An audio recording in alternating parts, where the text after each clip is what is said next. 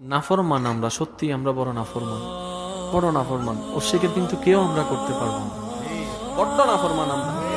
কেমন নাফরমান? রিজিক দিয়েছেন আল্লাহ, শুরুতে বিসমিল্লাহ বলতে ভুলে যাই, শেষে আলহামদুলিল্লাহ বলতে ভুলে যাই।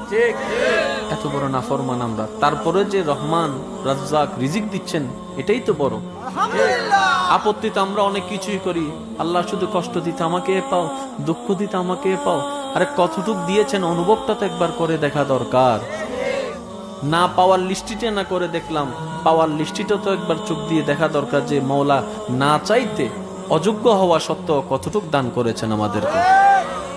সবকিছু বাদ দেন, যে চেহারাটা আপনার আমার আছে, এটা যদি বান্দরের মতো করে দিত, তা আমার মওলার সেকেন্ডের জন্য দরকার নেই, সেকেন্ডের আগেও আমার মওলা চাইলে করে দিতে পারেন।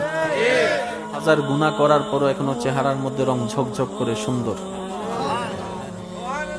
এই শুকরিয়া কিসের বিনিময়ে আপনি আমি আদায় করব? কয় কোটি টাকা দিয়ে, কয় কোটি টাকা দিয়ে এটার শুকরিয়া আদায় করা সম্ভব? আপনার আমার সম্ভব? যদি টাকা দিয়ে সম্ভব হতো, আপনার আমার মতো গরিবরা পারতাম না।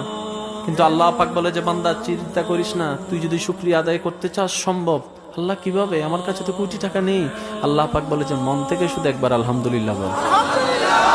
তুই মন থেকে দুনিয়ার জমিনে দাঁড়ায় একবার আলহামদুলিল্লাহ বইলা তো দেখ। লা ইন শাকারতুম লা আযীদান্নাকুম ওয়া লা ইন কাফারতুম ইন্না আযাবি লাশাদীদ। বান্দা একবার শুকরিয়া তো কইরা দেখ, আলহামদুলিল্লাহ মন থেকে একবার তো বইলা দেখ, তারপরে দেখ আমি আল্লাহ তোকে কেমন বাড়াই দিই। বাস আমরা সেটা তো নাই, জাস্ট একটা সেকেন্ড আলহামদুলিল্লাহ বলাটা এটার মধ্যে নাই। তারপরও আমরা জান্নাতের আশাবাদী, তারপরও আমরা জান্নাতের আশাবাদী। তাও আবার তেমন যেমন তেমন জান্নাত চাই না, জান্নাতুল ফেরদৌসের আশাবাদী। নাই মোরত আমাদের একটু, স্বপ্ন আমাদের বিশাল।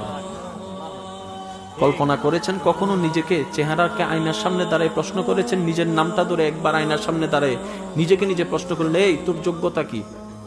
তুই যে এত বড় বড় স্বপ্ন দেখোস, এত বড় বড় আশা করস, তোর যোগ্যতাটা কি? আল্লাহ তো তোকে অনেক কিছু দিয়েছে, তুই আল্লাহর জন্য কি করেছিস? আয়নার সামনে দাঁড়ায় একবার নিজেকে প্রশ্ন করে দেখবেন, দেখবেন যে আপনার আয়নাই আপনাকে প্রত্যেকটা প্রশ্নের উত্তর দিবে। আর সেই দিন বুঝতে পারবেন আল্লাহর নিয়ামত কাকে বলে।